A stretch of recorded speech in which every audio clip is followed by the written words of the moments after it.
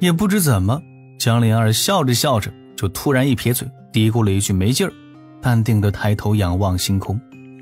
李长寿在旁边刚好捕捉到了这一点细节，想着自己此前构思却炼制失败的某种丹药，心底对小师祖说了一句抱歉。他修道日短，丹药创新这方面的积累实在是有限。话又说回来啊，敖乙扮了一次女装，竟然就收获了一见钟情之人，不得不说这魅力指数确实是不错呀。可惜这注定只能是落花有意而流水无情。敖乙身为正经的龙族太子，截教炼气士，对此更是嗤之以鼻，冷冷地道了一句：喂！短剑出鞘，随之归鞘，发出了一声剑鸣之音。他这个科勒尔起身跳入大海。4名龙族护卫在旁贴身保卫，而李长寿的老妪指导人皱眉看了眼那个天仙境的青年炼气士，传声道了一句：这位道友，我家小主人可非寻常女子，若起心思，小心性命。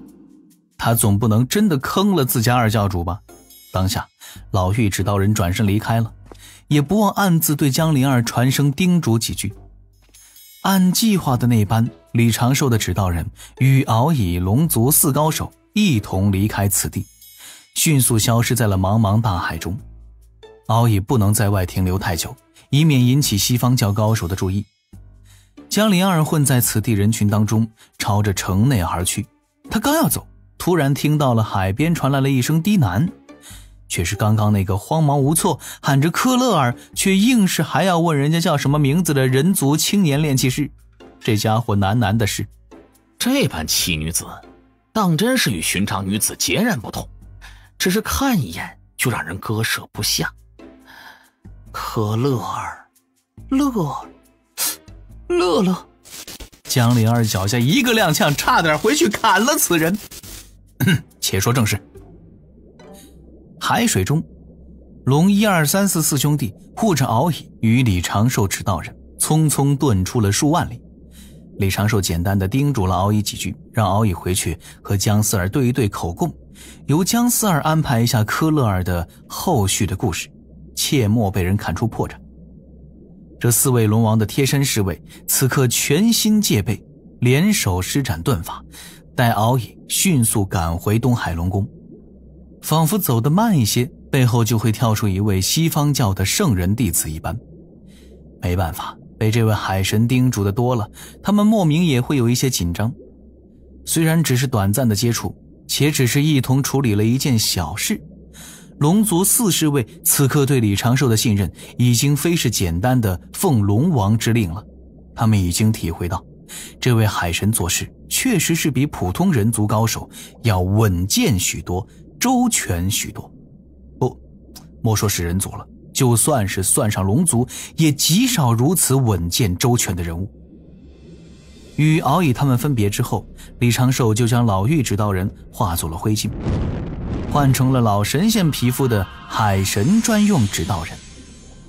他在东海深处搜查了一阵，确定无人追踪科勒尔的踪迹，便赶去了与江灵儿相约碰面的荒岛。到了岛上，施展化形术，藏于石缝中。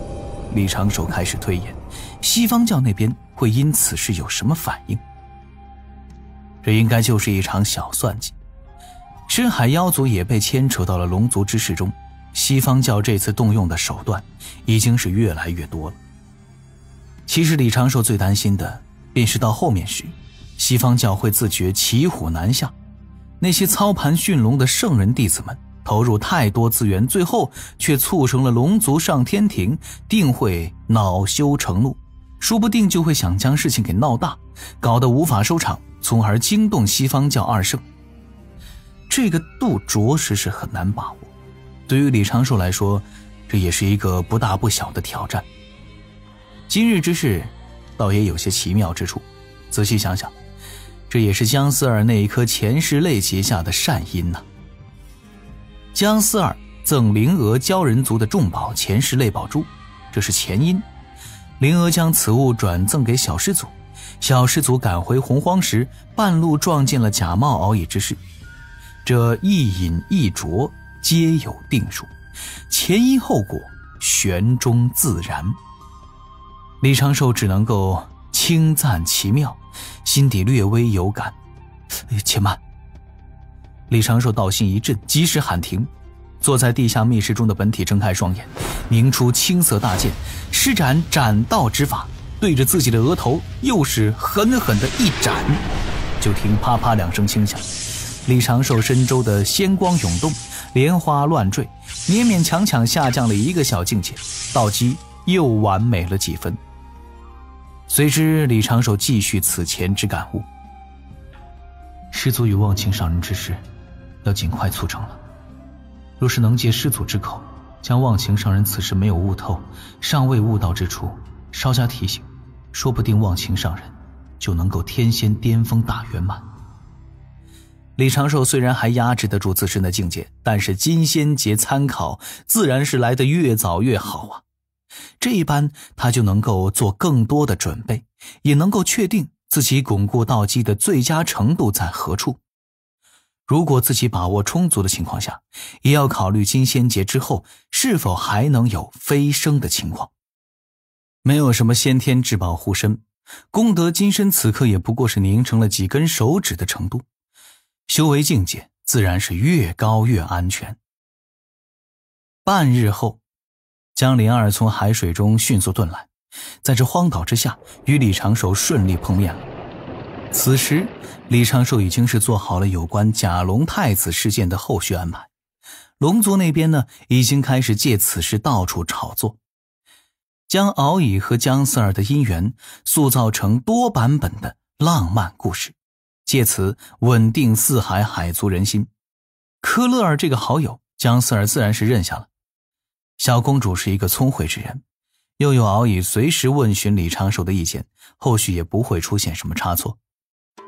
海水中，李长寿看着面前这位恢复了甲胄、斗笠打扮的小师祖，笑道：我送道友去渡仙门山门处吧，这次让道友外出涉险，已经是为难道友，若道友路上再出现什么差错，贫道当真也不好对长寿小友交代呀。江灵儿顿时面色古怪，漫不经心地道了一句：还跟我做戏呢，这里都没外人了。李长寿露出了有些疑惑的表情，心底迅速思索自己有可能露出了破绽，继续淡定地道了一句：哦，道友所说是何事？莫非还未从刚才的戏中出来？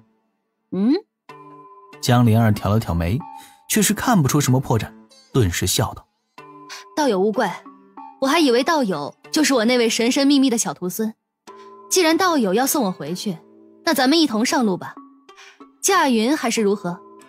可使水遁，隐蔽为上。李长寿甩了甩浮尘，两个人被一只气泡包裹，随后便在海水中迅速遁形。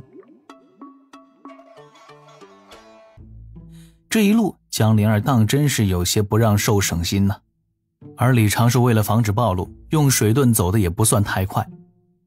江灵儿先是主动与李长寿聊东聊西，时不时的就会在言语之中设下陷阱，想趁着李长寿一时不备套出一点有价值的讯息。嘿嘿嘿，你猜李长寿会上当吗？李长寿不仅是没有上套，反而是渐渐地掌握了聊天的节奏，用一些细节去反复的暗示。待2日之后，渡仙门山门前，李长寿与江灵儿告别的时候，江灵儿已经确信了，基本确信了，这南海海神与他的小徒孙并没有太深的关联，两者之间不过是因为敖乙二太子，从而有了一些交集。甚至江灵儿还觉得南海海神是一个挺不错的前辈高人，就是太过神秘了一些，真实修为啊，还有什么本身道号啥的，完全不肯透露。这种人倒也让人安心，比上来就掏心窝子的家伙感觉舒服多了。江灵儿轻轻舒了一口气，伸展了一下筋骨，朝渡仙门山门御空而去。虽然出现了一点小波折，但总算顺利赶了回来。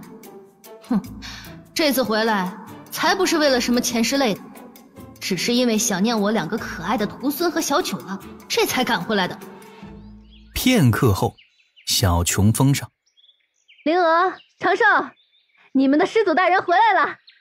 棋牌室中，刚端起酒壶喝了一口的九九，瞬间喷出了一片水雾，俏脸苍白，短衫轻颤。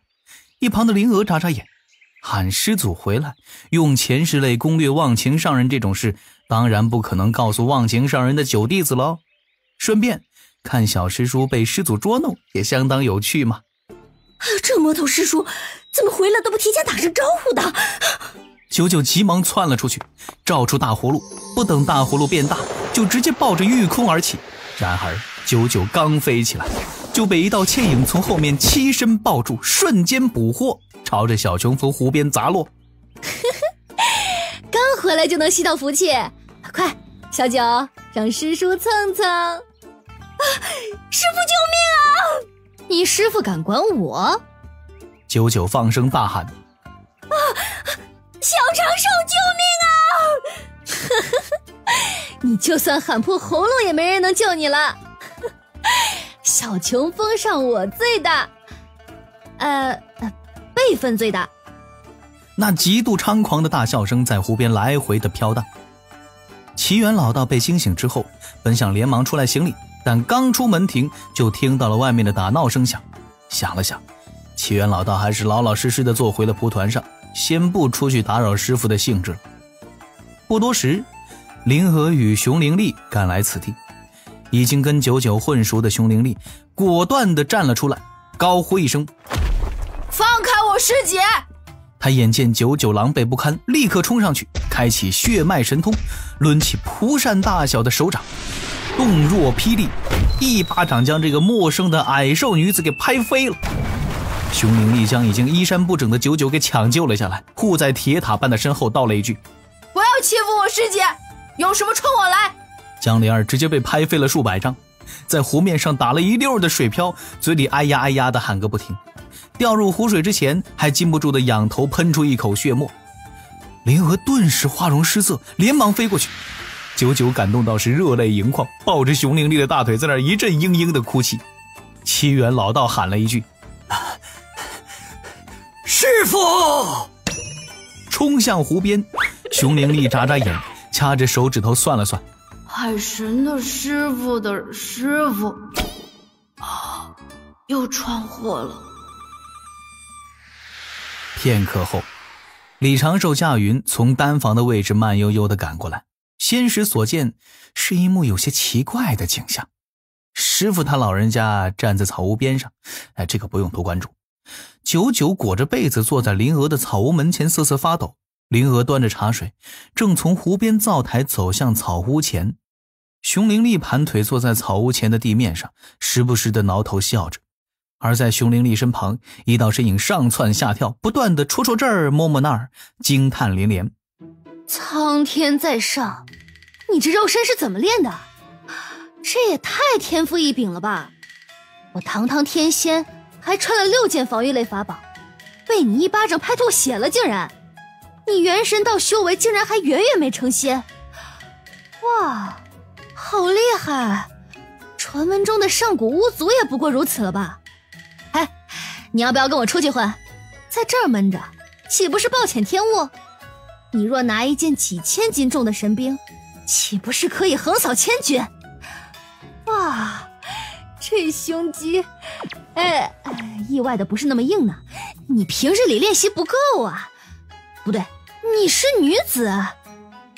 熊灵力先是歪了一下头，低头看着那只看起来很袖珍的可爱小手，紧接着那张可爱的脸蛋先是一白，然后这红晕就以肉眼可见的速度从脖颈爬上额头，随之还冒出了一股热气。师叔讨厌！师祖快退！